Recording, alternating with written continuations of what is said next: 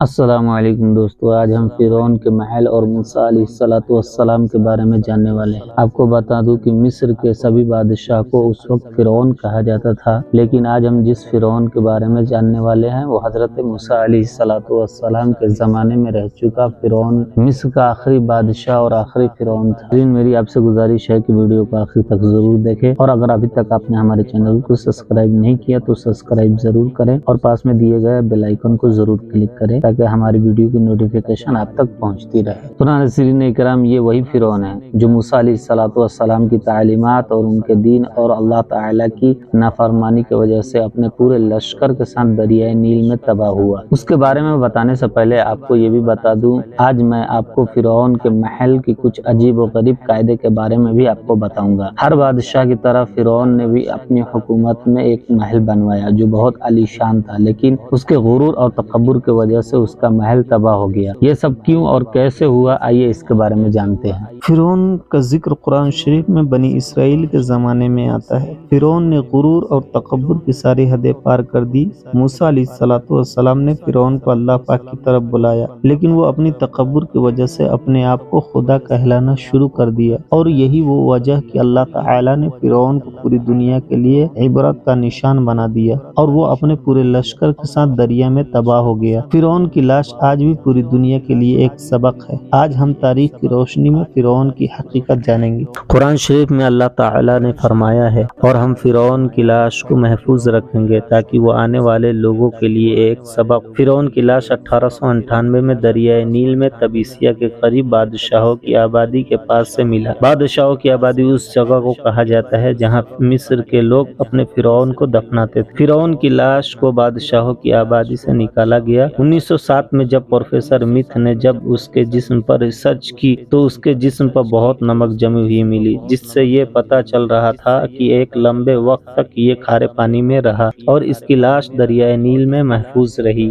Professor math نے اس کی پوری لاش کے بارے میں اپنی کتاب ہنود شدہ لاشوں جو 1912 میں لکھی، اس میں لکھا ہے، اس کا کہنا ہے بھلے فرعون کی لاش بہت ہی بوسیدہ اور شکستہ حال میں تھی، لیکن پھر بھی وہ ایک اچھے طریقے سے محفوظ کی گئی تھی۔ ماہروں کے مکمل تفسیر کے بعد فرعون کی لاش کو قاہرہ کے عجائب گھر میں دنیا والوں کے دیکھنے اور ایک سبق کے لیے رکھ دیا گیا ہے۔ قاہرہ کا عجائب گھر انسانی تہذیب کا سب سے بڑا عجائب گھر جانا جاتا ہے۔ اس عجائب گھر میں کعبہ شریف کی سونے کی چابی اور بہت قیمتی اسلامی دینار اور قرآن شریف کے بہت سے ہاتھ سے لکھے نسخے، عثمانیہ دور کے ظروف اور بہت سی قیمتی چیزیں شامل ہیں۔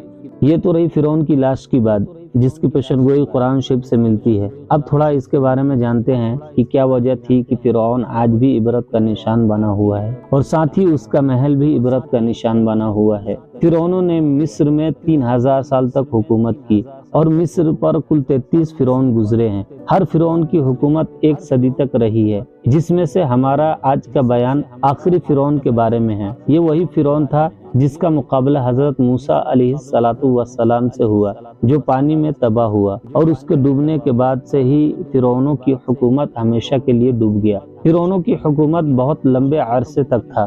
یہ بادشاہ سونے چاندی، ہیرے جواہرات اور خزانوں کے بہت شوقین تھے، اور خدمت کے لیے لوگ بھی بہت ہوا کرتے تھے۔ یہی وجہ تھی کہ ان فرعونوں میں اپنی دولت کا ایسا غرور اور تکبر تھا کہ یہ اپنے آپ کو خدا بتاتے تھے، اور آخری فرعون بھی اسی وجہ سے ذلیل ہو کر مرا، اور آج تک دولت کے نشے میں چور لوگوں کے لیے ایک سبق بنا گیا۔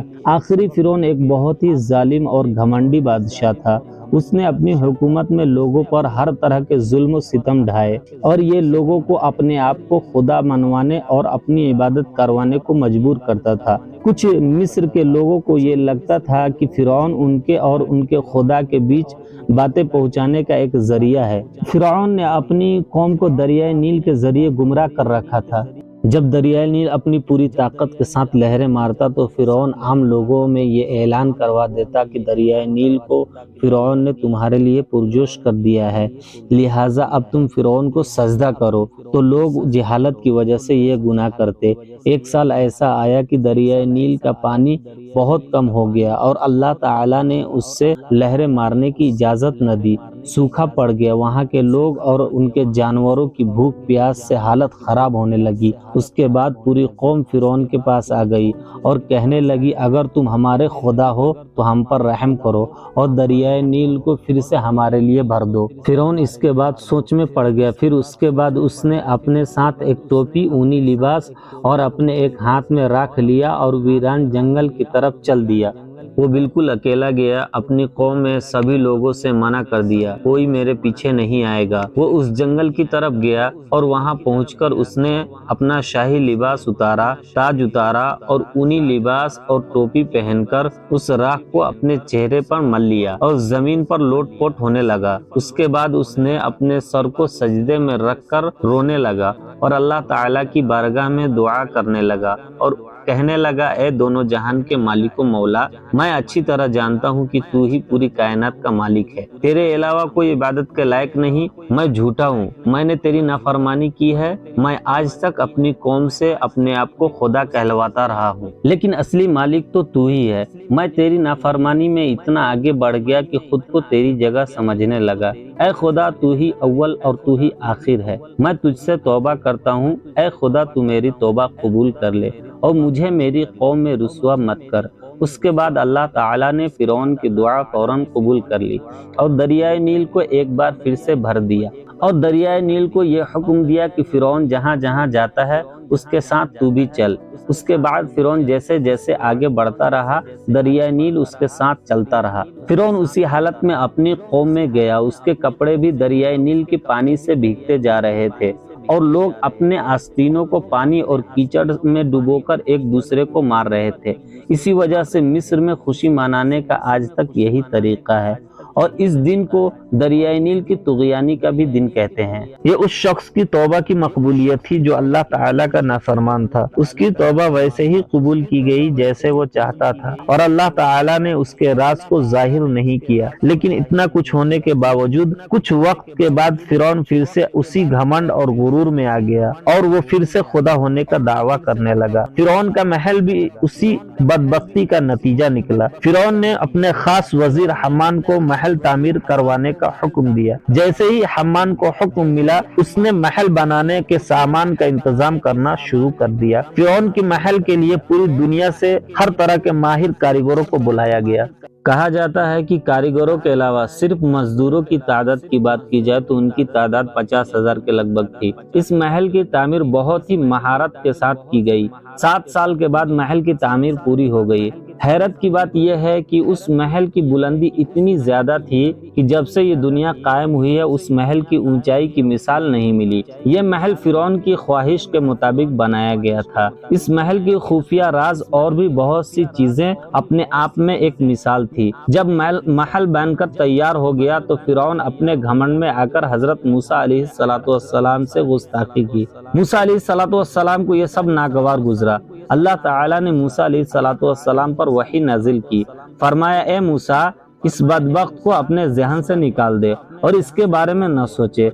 मैं इस महल को एक लम्हे में बर्बाद कर दूंगा। फिर एक दिन फिरौन और उसके साथी महल के सबसे ऊंचाई पे चढ़कर आसमान की तरफ तीर चलाने लगे। उनका सोचना था कि वो मूसा अलैहिस्सलाम और उनके फरिश्तों को मार रहे हैं। माअज़ल्लाह, उन लोगों ने आसमान की तरफ तीर चलाई। जब तीर वापस आया तो उनमें खून लगे हुए थे। फिरौन और उसके साथी खुशी से कहने लगे, हमने मूसा अलैहिस्सलाम के खुदा को माअज़ल्लाह कत्ल कर दिया है। ये फिरौन की बदबख्ती का आखिरी वक्त था। उसके बाद अल्लाह ताला ने हजरत जिब्रील अलैहिस्सलाम को हुक्म दिया कि उसको महल को तबाह कर दो। हजरत जिब्रील अलैहिस्सलाम ने अपने पर मारकर उसके महल के 3 टुकड़े कर दिए, जिसमें से एक टुकड़ा समंदर में जा गिरा, दूसरा टुकड़ा शुमाल और तीसरा मगरिब में जा गिरा। एक रिवायत में ये भी आया है कि एक टुकड़ा फिरौन के लाश के ऊपर जा गिरा, जिसके नीचे दबकर लाखों फिरौन मर गए। इस तरह अल्लाह ताला ने फिरौन को तबाह कर दिया। फिरौन ने ये सब कुछ देखा तो उसको सब कुछ समझ आ गया। ये सब उसकी बदबख्ती का ही नतीजा है। तो उसने हजरत मूसा अलैहिस्सलाम से जंग शुरू कर दी। अल्लाह ताला ने मुअजिज़ा के जरिए उसे समझाने की कोशिश की, लेकिन फिरौन बाज नहीं आ रहा था और आखिरकार वो हजरत मूसा अलैहिस्सलाम का पीछा करते हुए दरियाए नील में तबाह हो गया। اس واقعے سے سبق حاصل ہوتا ہے کبھی بھی دولت اور طاقت کا گھمنڈ نہ کرو۔ سب کا مالک اللہ ہے، وہ جسے چاہے دولت دے، جسے چاہے عزت اور جسے چاہے ذلت۔ اللہ تعالیٰ نے فرعون کی لاش کو دریائے نیل کے اندرونی تہ میں محفوظ رکھا، اس کے بعد دریائے نیل نے اس کے کنارے پر اگل دیا۔ آج بھی فرعون کی لاش رکھی ہوئی ہے تاکہ لوگ اس سے عبرت حاصل کر سکے۔ اللہ تعالیٰ کی بارگاہ میں دعا ہے اللہ تعالیٰ ہم سب کو گھمنڈ اور تکبر سے بچنے کی توفیق دے اور ہم سب کو بہتر زندگی گزارنے کا طریقہ دے، ہمیں دنیا کے ہر طرح کے گناہ سے بچنے کی توفیق دے۔